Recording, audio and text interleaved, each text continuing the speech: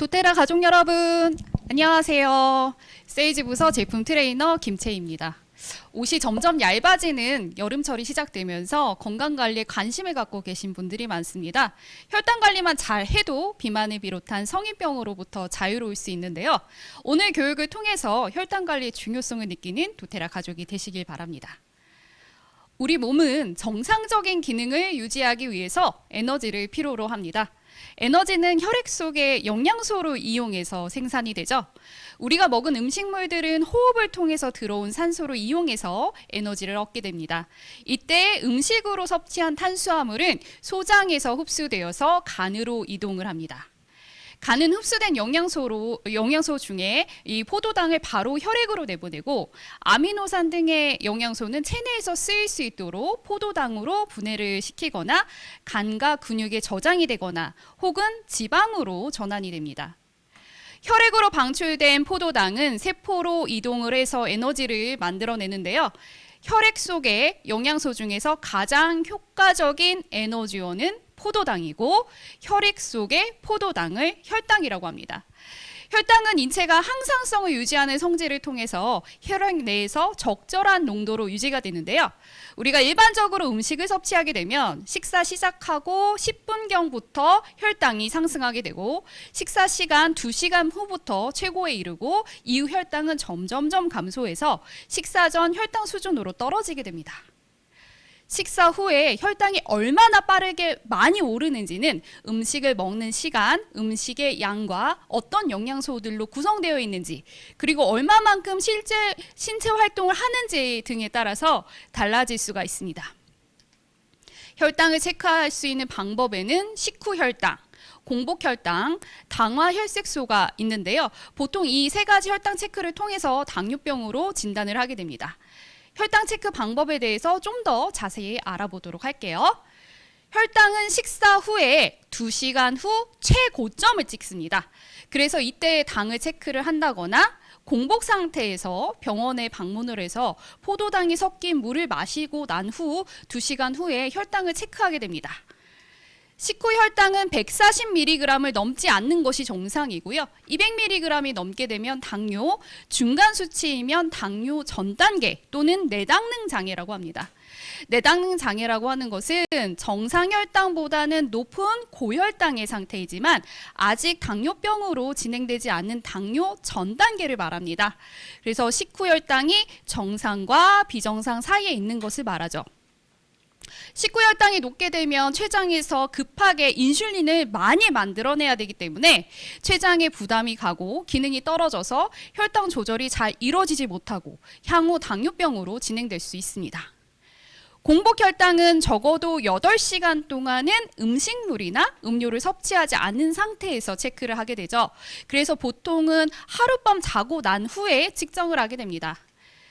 공복 혈당은 100mg을 넘지 않은 것이 정상이고요. 126mg이 넘게 되면 당뇨, 중간 수치이면 당뇨 전 단계 또는 공복 혈당 장애라고 합니다. 공복 혈당 장애는 조그만 관리에 소홀을 해도 당뇨병으로 진행될 위험성이 높기 때문에 의심이 만약 된다면 당뇨 초기에 나타나는 증상들을 좀 숙지를 하시고 혈당 관리를 하시는 게 필요합니다. 우리 적혈구가 빨갛게 보이죠. 그러한 이유는 헤모글로빈이라고 하는 색소 단백질 때문인데요. 혈당이 올라가게 되면 포도당이 이런 헤모글로빈의 혈색소와 결합하게 되는데 이렇게 포도당과 혈색소가 결합된 상태를 당화혈색소라고 부릅니다.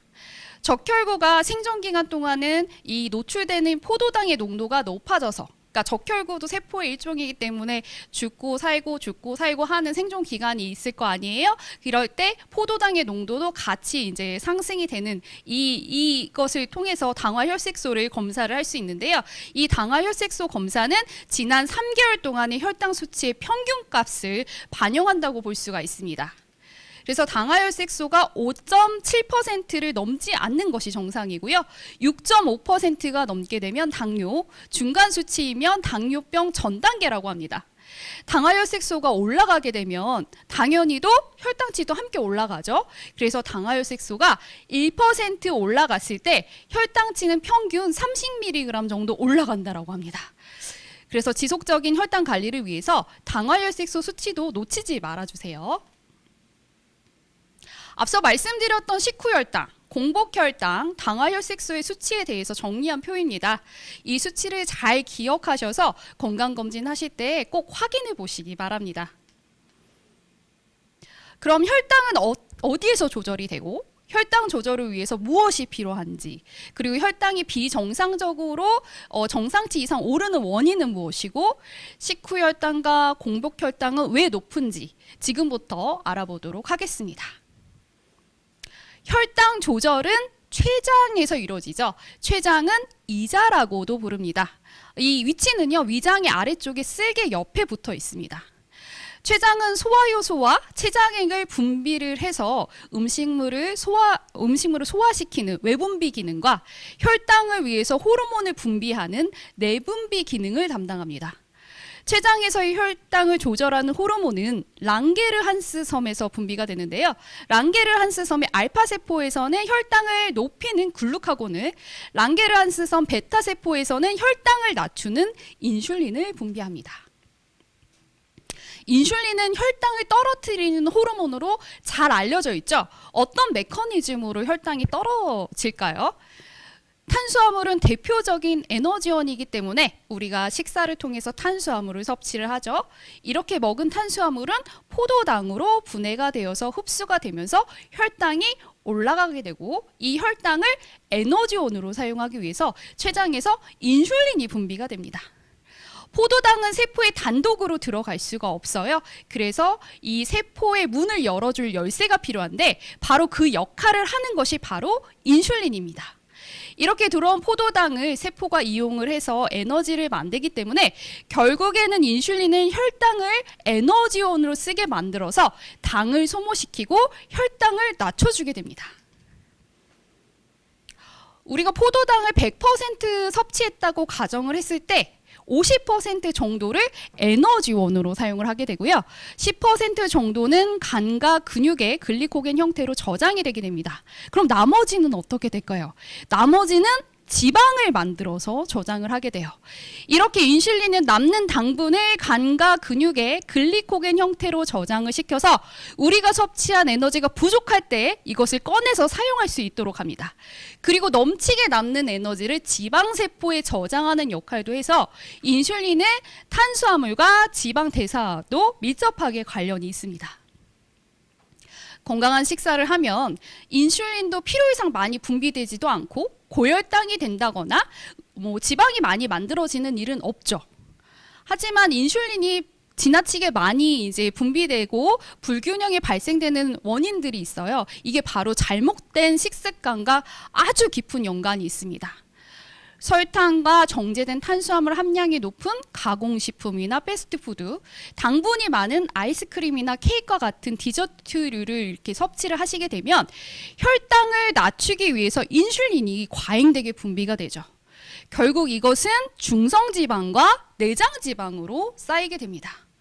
이렇게 되면 우리 몸에서 저장된 이런 지방들이 에너지원으로 태워지지 못하죠. 점점 쌓이게 되면서 비만과 대사증후군의 발생 원인이 되게 됩니다.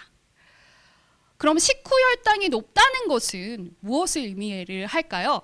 식후의 혈당이 높다는 것은 우리 몸에서 당을 효과적으로 사용하지 못하다는 것을 의미를 합니다. 이런 현상을 인슐린 저항성이라고 합니다. 인슐린 저항성은 혈당을 줄이기 위해서 인슐린 호르몬이 분비됨에도 불구하고 인슐린의 효과 작용이 감소된 상태를 말합니다. 그래서 인슐린 저항성 상태가 되면 혈액 안에는 포도당은 넘쳐나지만 세포가 에너지원으로 사용할 수 없어서 고혈당이 나타나게 됩니다. 또한 음식물을 섭취했을 때 인슐린 분비를 촉진시키는 다른 호르몬들이 부족하게 되거나 간과 근육 조직 속에 인슐린 작용이 감소되었을 때도 인슐린 저항성이 나타날 수 있습니다. 이런 인슐린 저항성이 나타나는 근본 원인은 무엇일까요? 이것은 바로 요즘 많이 대두가 되고 있는 문제죠. 탄수화물 중독 때문입니다. 이런 당뇨는 노년에 많이 나타나는 것으로 알려져 있지만 요즘에는 20, 30대 젊은이들 사이에서도 당뇨 전조 증상이 엄청나게 많은 것으로 알려져 있습니다. 20, 30대 젊은 분들은 당 함량이 높은 음료수나 과자, 가공식품, 패스트푸드, 빵, 음료, 디저트류 등이 이렇게 무분별하게 많이 먹을 수 있는 환경에 접해져 있죠. 이런 인슐린 저항성을 낮추고 건강한 혈당 관리를 하기 위해서는 식이섬유소가 많고 당 지수가 적은 채소와 과일 등의 바른 먹거리를 선택하시는 것이 좋습니다. 그러면 이렇게 탄수화물 중독이 계속적으로 이어진다면 우리 몸은 어떻게 바뀔까요? 우리가 이런 탄수화물 중독에 걸리는 원인 중에 하나는 뭐 스트레스를 해소하기 위해서, 우울감을 달래기 위해서, 입이 심심해서 등 아주 여러 가지 이유로 현대인들은 빵이나 과자, 가공식품 등의 이런 정제된 탄수화물을 습관적으로 지나치게 많이 섭취하게 됩니다. 그 결과 혈당은 급격히 상승하게 되죠. 그리고 혈당을 떨어뜨리기 위해서는 어떤 호르몬이 분비돼요? 바로 인슐린 호르몬이 분비가 됩니다. 그래서 이렇게 습관적인 탄수화물 섭취를 하시게 되면 인슐린 호르몬이 말을 잘 듣지 않아요. 인슐린 호르몬의 수용도를 떨어뜨려서 훨씬 더 많은 인슐린 호르몬이 분비될 수밖에 없습니다. 그렇게 되면 필요량 이상으로 인슐린이 분비가 더 많이 되죠. 이렇게 되면 오히려 혈당을 너무 지나치게 많이 떨어뜨려서 저혈당 상태가 되고, 이 혈당을 다시 올리기 위해서 탄수화물을 우리는 먹을 수밖에 없습니다. 이런 악순환이 계속적으로 발생이 되면 멈추고 싶어도 멈출 수 없는 탄수화물 중독이 발생하게 되는 겁니다. 이렇게 탄수화물 중독이 되는 원인들인 혈당이 빠르게 오르지만 포만감은 들지 않아서 배가 고프고, 배가 고프면 스트레스가 쌓이고 우울하게 되기 때문이죠. 이렇게 스트레스가 쌓이게 되면 지방세포에서는 스트레스 호르몬을 더 많이 분비하라고 명령을 내립니다. 그러면 이렇게 분비된 스트레스 호르몬들은 또 스트레스를 해소시키기 위해서 더 많은 탄수화물을 섭취하라고 명령하게 돼요. 그래서 탄수화물 중독은 이런 식습관과 더불어서 정서적이고 심리적인 요인과 아주 깊은 관련이 있습니다. 특히 이런 탄수화물 중독의 문제가 되는 이유는요, 비만과 대사증후군을 유발해서 우리 건강을 해치는 주범이 되기 때문입니다.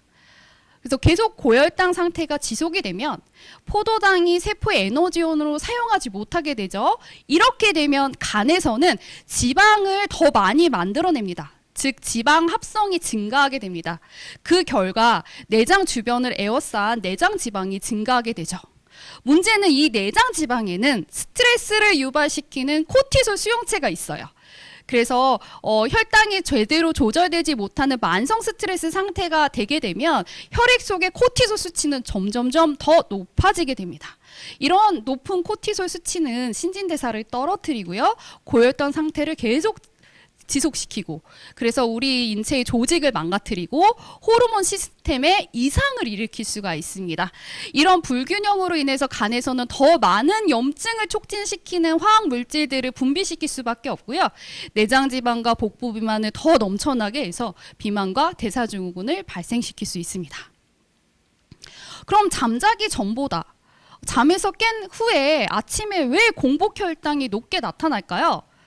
자, 이렇게 생각하시면 돼요. 우리가 24시간 동안 우리가 살아있는 동안은 당이 지속적으로 공급돼야지 많이 생명을 유지할 수가 있죠. 그래서 에너지를 만드는 이 당이 식사를 통해서도 공급할 수 있게 되지만, 잠을 잔다거나 활동하지 않았을 때는 저장되어 있는 탄수화물을 간에서 당으로 바꾸어서 공급하기도 하게 됩니다. 문제는 지방간이 있다거나 간 수치가 높다거나, 그리고 간에서 인슐린 저항성이 높은 간대사의 문제가 발생을 하게 되면 잠자는 시간 동안에 지나치게 더 많은 포도당을 만들게 되고, 이것으로 인해서 고혈당 상태가 발생을 할 수가 있습니다. 또한 수면 시간이 부족한다거나 밤에 잠을 잘 주무시지 않는다거나 불면증이 있다거나 야간 근무 같은 것들이 지속하게 되면 이제 우리가 잠자는 시간 동안에 그 신체 리듬을 맞추기 위해서 뇌도 좀 잠을 자야 돼요. 하지만 내가 충분히 쉬지 못하게 되죠. 이런 상태로 인해서 지나치게 더 많은 혈당이 오르게 됩니다. 그 밖에도 복부 비만으로 인한 내장 지방, 스트레스 호르몬의 분비 증가도 아침 공복 혈당을 높이는 원인이 될 수가 있습니다. 자, 혈당 관리를 위해서 그럼 무엇이 중요할까요? 계속적으로 강조하고 있죠. 건강한 식생활 습관이 매우 중요합니다. 그래서 혈당을 건강하게 유지시키고 염증을 줄여서 내장 지방 감소에도 도움을 줄 수가 있고, 더 나아가서는 식욕 조절, 체중 감량, 신진대사에도 도움을 줄 수 있는 식생활 방법에 대해서 알아보도록 할게요. 혈당을 적절하게 유지하고 내장 지방을 많이 만들지 않으려면 탄수화물을 잘 선택하시는 게 중요합니다. 그래서 이 탄수화물 종류가 단당류인지 다당류인지에 따라서 혈당이 오르는 수치의 차이가 날 수밖에 없죠. 그래서 혈당이 빠르게 오르게 하는 설탕이나 사탕, 가공식품, 당분이 많은 이런 음료보다는 혈당이 천천히 오르게 하는 가공되지 않은 과일과 채소, 도정되지 않은 곡류, 콩류 등을 선택하시는 것이 좋습니다.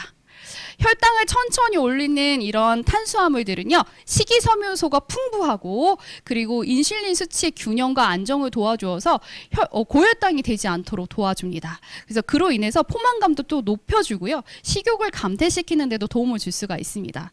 그 이외에도 신진대사를 좀 높여줘서요, 지방을 태우는 데 도움을 줄 수도 있어요. 그래서 장기적인 체중 감량과 건강한 신진대사에 도움을 줄 수가 있기 때문에 혈당 부하가 낮은 건강한 탄수화물을 꼭 반드시 선택하시기 바랍니다. 이런 혈당 부하가 낮은 건강한 탄수화물을 보다 쉽게 선택하시기 위해서 GI 지수가 만들어졌는데요. 이 GI 지수라는 것은 포도당을 100으로 기준으로 했을 때 탄수화물에 들어있는 당질의 양을 기초로 혈당치가 얼마만큼 오르고 내리는지 상승률을 비교한 값입니다. 자, 이 GI 지수가 낮은 식품들은요, 주로 섬유질이 많은 자연 상태의 다당류가 많습니다. 그래서 소화가 천천히 진행이 되죠. 소화가 천천히 되니까 포도당으로 바뀌는 것도 늦어지게 되고, 그만큼 혈액으로 흡수돼서 들어가는 포도당의 양도 줄어들게 됩니다. GI 지수가 높은 음식은 반대로 단순당으로 구성이 되어 있어요. 흰쌀밥, 옥수수, 빵과 과자 등의 가공식품, 음료 같은 것들이죠. 이런 것들을 먹게 되면 빠른 시간 내에 흡수가 되어서 포도당으로 바뀌게 됩니다. 이러한 GI 지수는 같은 식품이라 하더라도 조리 방법에 따라서 차이가 날 수가 있는데요. 예를 들어서 그냥 감자보다는 으깬 감자가, 생과일보다는 생과일 주스가 GI 지수가 훨씬 더 높습니다. 하지만 우리가 어떤 이런 GI 지수만으로 식품을 선택하시면 안 되는 게, 이 GI 지수가 낮더라도 칼로리도 높고 지방이 많은 음식들도 있어요. 그래서 GI 지수와 칼로리표를 좀 비교를 하셔서 식품 선택에 참고하시길 바랍니다. 그 다음으로는 오메가3가 있는데요. 이런 오메가3는 혈행 개선과 건강한 혈관뿐만 아니라 혈당 관리하고도 밀접한 연관이 있습니다. 고혈당으로 인해서 혈액순환이 원활하게 이루어지지 못하게 되면 손이나 발 등의 이런 미세혈관에 포도당을 비롯한 플라그가 쌓이게 됩니다. 그렇게 되면, 이렇게 플라그가 쌓이게 되면 혈관이 막히고 터지거나 최종적으로는 썩는 등의 염증이 유발되게 되죠. 또한 이런 고혈당 상태는 중성지방을 점점 더 많이 쌓이게 만들어서 복부 비만을 일으킬 수가 있습니다.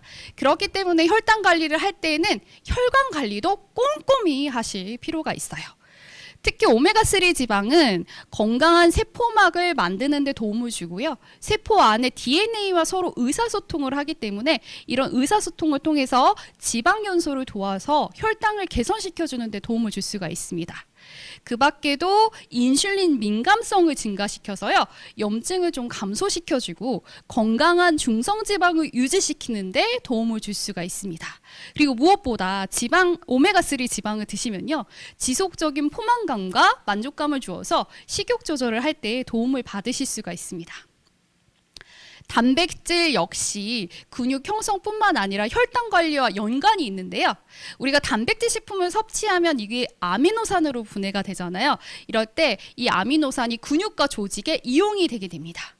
그리고 이렇게 사용된 아미노산은 남게 되면 글리코겐이라는 탄수화물의 형태로 근육과 간에 저장이 되게 돼요. 그래서 우리가 피치 못해서 식사를 하지 못한다거나 잠을 자는 동안에 공복 상태가 되면 이제 혈당이 낮은 상태이기 때문에 간과 근육에 저장되어 있는 이 글리코겐을 포도당으로 바꾸어서 에너지원으로 사용하게 되죠. 그래서 이렇게 단백질 식사를 하시게 되면 근육도 키워지고 기초대사량을 늘리는 것뿐만 아니라 혈당 관리하고도 밀접한 관계가 있기 때문에 단백질도 좀 챙겨서 드시는 게 좋을 것 같습니다. 비타민, 미네랄 역시 도움을 줄 수가 있는데요. 비타민, 미네랄은 탄단지에 비해서 상대적으로 적은 양이 필요하지만 우리 에너지 대사에도 관여를 하고 효소를 만드는 구성 성분으로 신체 기능 유지에 필수적이기 때문에 반드시 필요해요. 그리고 항산화 비타민과 항산화 미네랄은 고혈당으로 인해 발생하는 활성산소를 제거해 주는데 도움을 줄 수가 있습니다.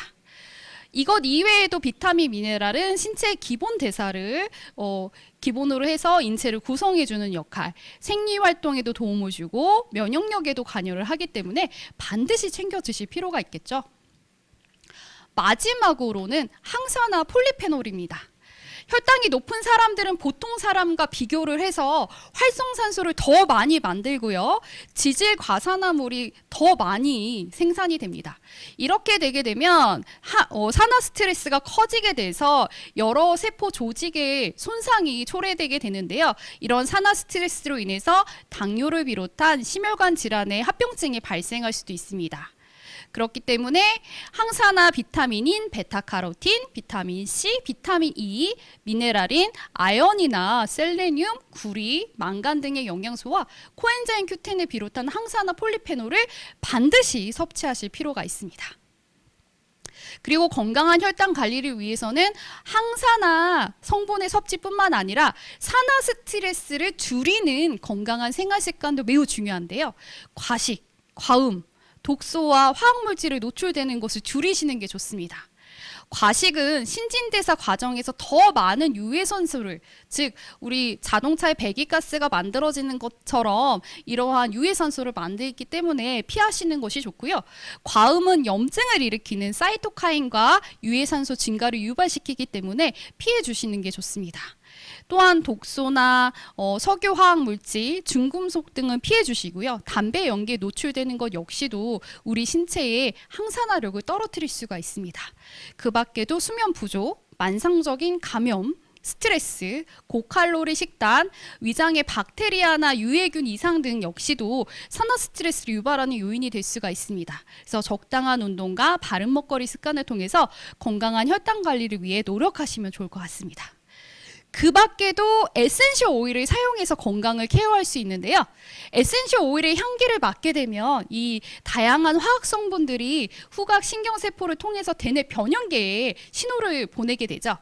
변형계는 호흡과 혈압, 체온, 수면, 식욕 등의 자율신경계에 작용을 하게 만들어주고 기본적인 생명활동을 담당하는 기관이기도 합니다.